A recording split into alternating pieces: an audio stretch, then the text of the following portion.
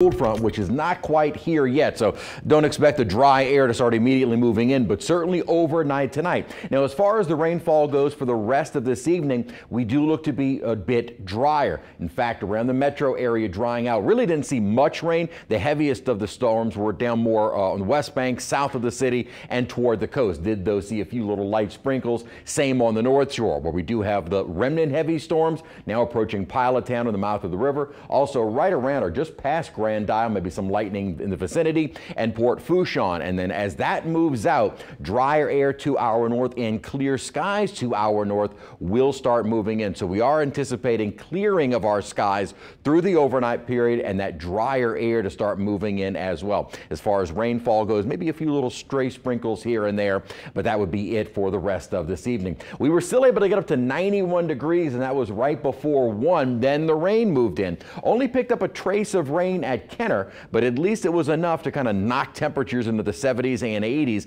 with the clouds and rainfall. Still mostly cloudy skies outside right now, and 79. Sometimes you don't need the rain. The rain nearby or certainly mostly cloudy skies will help to knock those temperatures down. And so kind of a wider range where we've had more of the clouds and rainfall. South Shore, upper 70s, low 80s, more mid to upper 80s. On the North Shore, we had more sunshine. Dew points in the 70s, but drier air is not too far away.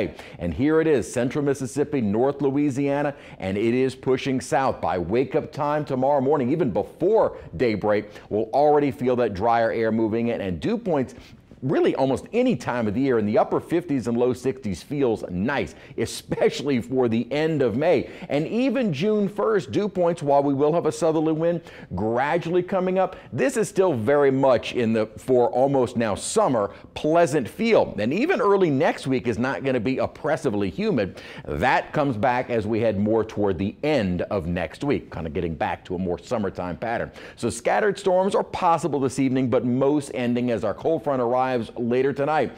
Falling humidity overnight, beautiful weather for Saturday, and still very nice on Sunday. A little bit more humid. Saturday will be the best of the days, and this is why.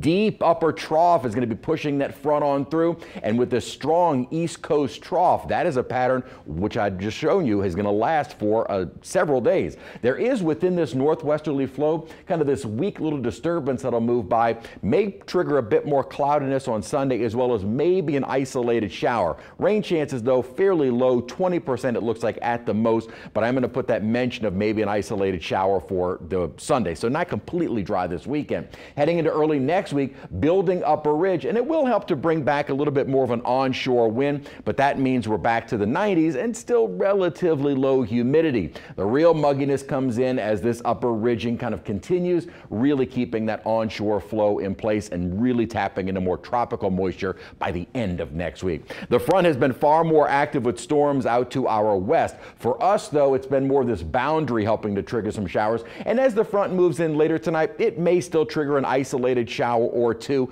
but that would be it. And then certainly after midnight, with the front down to our south, we are dry and feeling a whole lot nicer. Very nice weekend on the way. High temperatures only in the mid 80s, so we'll be a little cooler than average. Normal high this time of year is now 88. Back to average, still a nice day on Sunday with again that mention of an isolated shower.